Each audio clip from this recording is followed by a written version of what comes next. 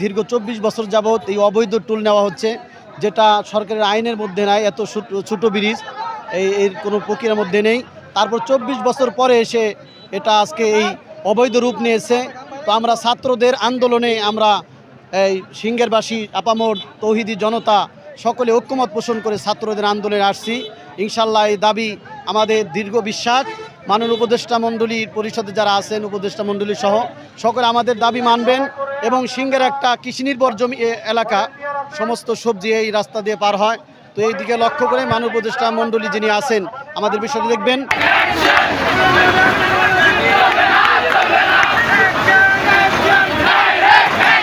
তো আজকে আমরা এই শহীদ রফিক সেতুতে আমরা জড়ো হয়েছি। এখানে ছাত্র জনতার আহ্বানে আজকে এই টুলকে অবমুক্ত করার জন্য আন্দোলন। 24 বছরের মাথায় এটা আজকে সম্পূর্ণ অবৈধভাবে একটা চাঁদাবাজিতে রূপান্তরিত হয়েছে। আর এই চাঁদাবাজির কারণে, ভাষা শহীদ রফিকের নামে এই টোল, এই চাঁদাবাজির কারণে এই এলাকা আজকে উন্নয়ন বাধাগ্রস্ত। মিল ফ্যাক্টরি আসতে পারছে না, এই এলাকার মধ্যে আজকে উন্নয়নমূলক প্রতিষ্ঠানগুলো হচ্ছে না।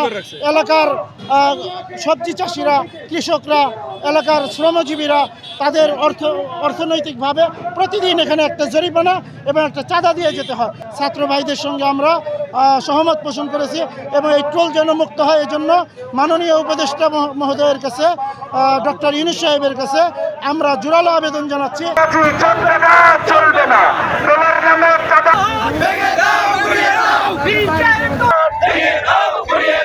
আজকে এই যে আন্দোলনের কর্মীদের এবং এই সিংহের কলকাতায় অবৈধভাবে টোল আদায় করা হচ্ছে, আমরা এর জন্য টোল যাতে স্থায়ীভাবে বন্ধ হয় এর জন্য আমরা আন্দোলন করছি।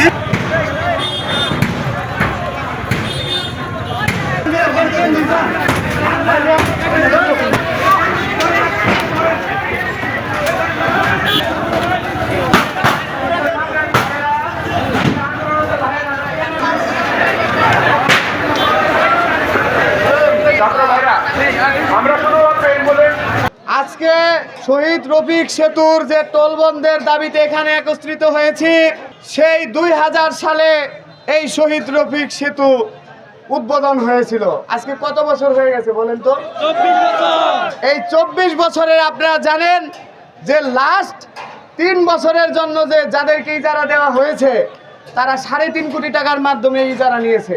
তাহলে বলেন এই 24 বছরে কত টাকা এই শহীদ রফিক সেতু থেকে টোল আদায় করা হয়েছে।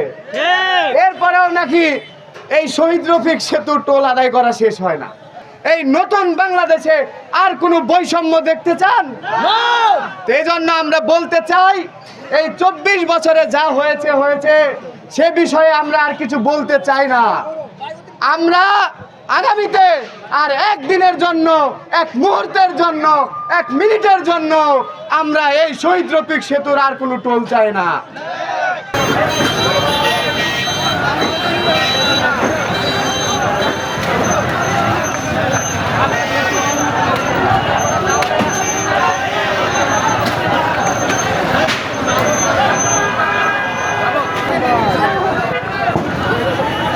আমাদের এই ব্রিজে দীর্ঘ 24 বছর যাবত টুল নিচ্ছে। ব্রিজটি মাত্র 307 মিটার লম্বা। এখানে দীর্ঘ 24 বছর যাবত টুল নেওয়াতে পুরো সিংহেরবাসী, পুরো মানিকগঞ্জবাসী ভিতরে একটি ক্ষোভ সৃষ্টি হয়েছে। তারা এটি আর নিতে পারছে না। এর জন্য পুরো গণমানুষের দাবি, আমরা এই ব্রিজটিকে টুল মুক্ত করতে চাই।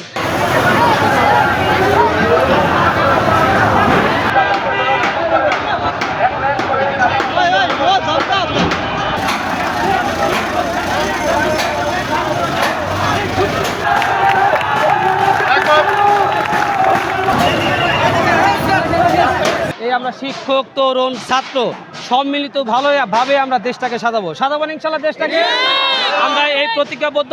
আজকে যে আলেম ওলামাদের সাথে যেসব ছাত্ররা এখানে অংশগ্রহণ করছে, আমিও একমত পোষণ করছি যে আজকের যে আন্দোলনটা হইল, এটা আমাদের এই যে আমাদের বেগবানটা এবং যেভাবে কার্যক্রম হচ্ছে, আমরা চাই এই টুলটা একেবারে, শুধু এই টুলটা না, বাংলাদেশে যতগুলো দুর্নীতি টুল আছে প্রত্যেকটা টুলই নিঃশেষ করা দিয়ে হোক। কারণ হচ্ছে এই টুল আমাদের কাছে রক্ত চুষে নেয়। যেমন যোগ রক্ত শুষে নেয়, সেরকম টুল আমাদের কাছে রক্ত চুষে নেয়। কেউ বলতে পারেন যে আমার কোনো গাড়ি আছে কিনা, আমার কোনো ব্যক্তিগত গাড়ি নাই, কিন্তু এখানে অন্য যারা গাড়ি আছে তাদের অবশ্যই একটা পারিশ্রমিকভাবে তারা এখানে চলাচল করে। এই টুলটা মুক্ত হলে আমাদের ভাড়াটা অনেক অংশে কমে যাবে এবং এই টুল মুক্তের মাধ্যমেই আমাদের সিংহের বাসী সবাই স্বাধীনতা ভোগ করবে এবং সিংহেরটা মানিকগঞ্জ জেলাটা উন্নত হবে। অনুরোধ করছি মোহাম্মদ আলী ভাই, সভাপতি ইসলামী আন্দোলন সিংহের শাখা।